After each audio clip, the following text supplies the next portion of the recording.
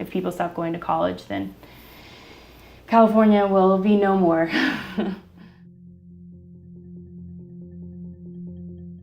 Paying to learn in California just got a whole lot more expensive. A tense day on the UCLA campus. Students awaited their fate as the UC Board of Regents met. At issue, an unprecedented 32% fee hike in tuition to close a $535 million budget deficit. This assembly is now in violation of the laws of the state of California. Take a seat.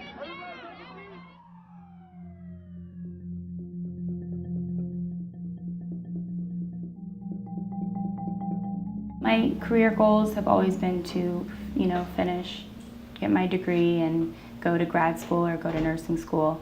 And this past quarter, when I started back at UCSB, and we had the 32% increase, so I had to make the decision to leave UCSB.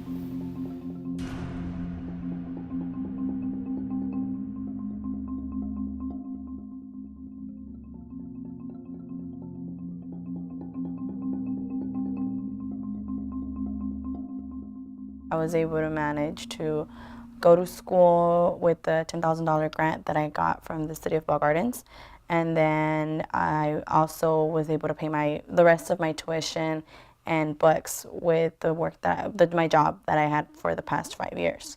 So then I would work half of the week, all weekend, and then go to school the remaining of the days. Unfortunately, during that end of that spring quarter going into summer, I realized that program was cut. So then that grant was no longer going to be available for me, and I was no longer going to be able to attend UC Riverside.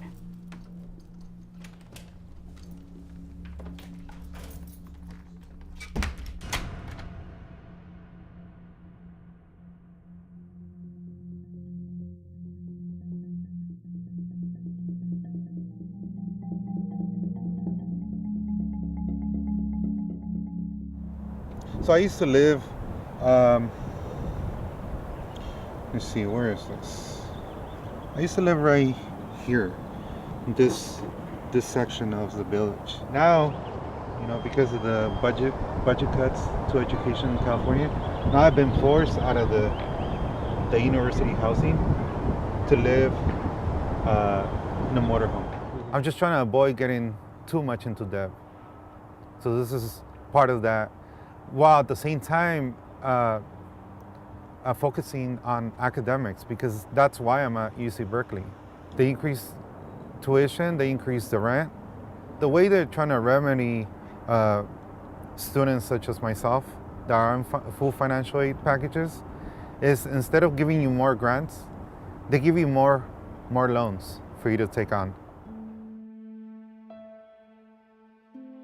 You would think that for the money being spent in the war in Afghanistan and Iraq, you could build several UC Berkeleys, instead of destroying the lives of so many people. When one takes a closer look at the budget, and when one takes a look at the fact that we are spending a significant proportion of tax dollars on the wars, then it becomes evident that this is not simply a story of the lack of financial resources. It's not just a fiscal crisis, but it is a crisis of priorities.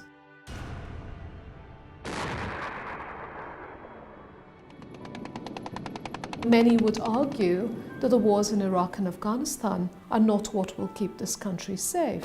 So if we think about the wars as an investment in the future, that's a contested claim, how do we think about investing in the next generation of Americans, in their education, as also an investment in the future? And we have not done that. We need a more vigorous debate at the federal level as to what real benefit we're getting each year by spending $100 billion on a war in Afghanistan.